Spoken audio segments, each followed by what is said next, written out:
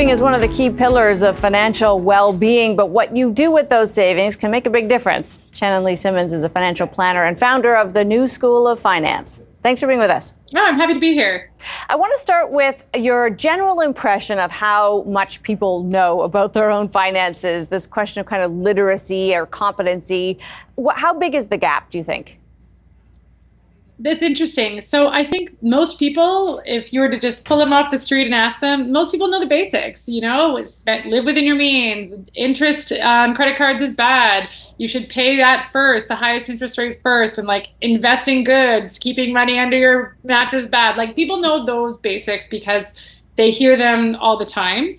Where I think the gap is in how do those pertain to my situation personally?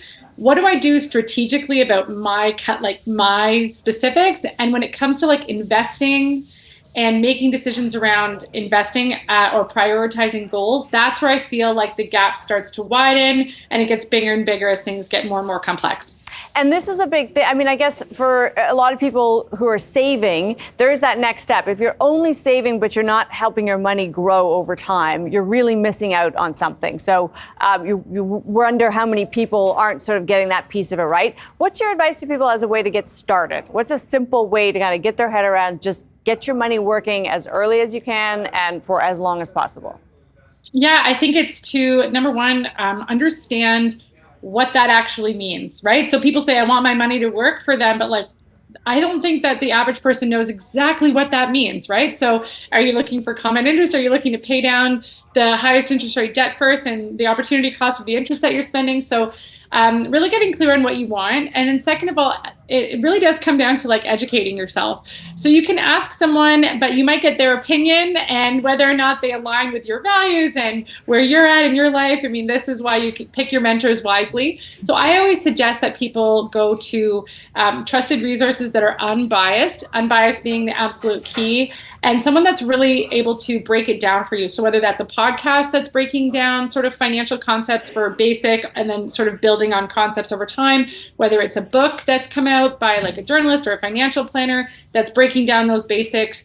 I think that when you read and you sort of understand or even watching videos or anything like that, when you read and understand what it is you're actually talking about, when you say I want to invest, what does that mean? Yep. Then you actually get confident. Because what I've noticed, the lack of confidence is the problem. That's what actually creates people doing nothing, because it's like there's too much information on the internet and yet we don't know who to trust. And so we feel paralyzed and we don't do anything because we're worried we're listening to the wrong person and we're going to make a big mistake. So we do nothing and then we miss out on, all that opportunity. Of course, the advice you might give in terms of the right behavior will change based on where somebody is in their life. And we should stress everybody's situation is completely individual. So we've never tried to give blanket advice, except we all know that the younger you start, the less you have to invest to get to the same place. So if anybody is listening who is 18, for instance, now is the time. Do you think we actually deliver that message strongly enough that it can be quite a small amount if you're willing to sort of start with your very first job, setting aside a little bit each week versus starting when you're 40 or 50 or 60? I think that, obviously time value of money, right? Time is on your side. And I think the average parent, I think that the school system has started to introduce financial literacy. So there is this knowledge that is changing and shifting for, teens and young adults. I just in the last 5 years, I've started to hear people talk like that when I was going through, no one was telling me to put any money into anything when I was 18, 19, 20. It was basically don't be in student debt. And so I feel like that is just starting to shift. Mm-hmm. But the actual gap of you should do that to I'm going to go and open an account and then put money aside is massive. So it's really about the behavior education and the accountability that I find to be the financial literacy piece that's missing. Because it's one thing to know something. It's another thing to feel confident doing it. And I don't think we're doing a good enough job making people feel comfortable and confident that they could execute tomorrow on their own. And I guess on that same vein, there are programs, government-backed programs. The RSP is one, which is a tax deferral, and the TFSA is another, which is a tax avoidance. You actually can get capital gains free of tax. Do you think people know enough about them? Because we don't see the pickup on those programs the way you would hope. Yeah, I think again, it's knowing the words without knowing what it means for you and how that actually translates into real life. So, no, I don't think that it is the practicality of it and how this helps you down the road is something that young people are really understanding. And even some of the people that I'm working with on a day-to-day basis, really not fully understanding the power of either of those two accounts and what can be done. And I think that we often think, well, if I can't, if I have to get to millions of dollars, then what's the point of trying?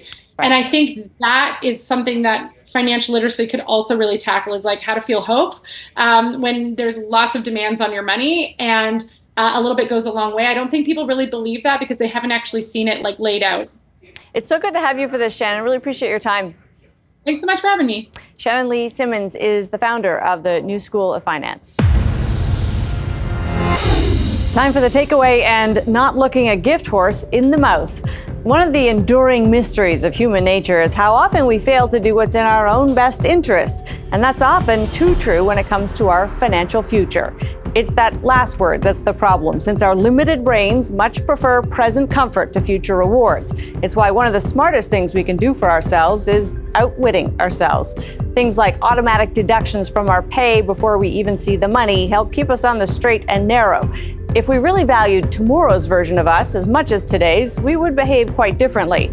As well as just setting money aside, we might also make better use of incentives that help our cash grow. Things like tax breaks from the government that encourage us to put savings inside a registered retirement savings plan, and sheltered vehicles like the tax-free savings account, where profit off investments are entirely tax-free.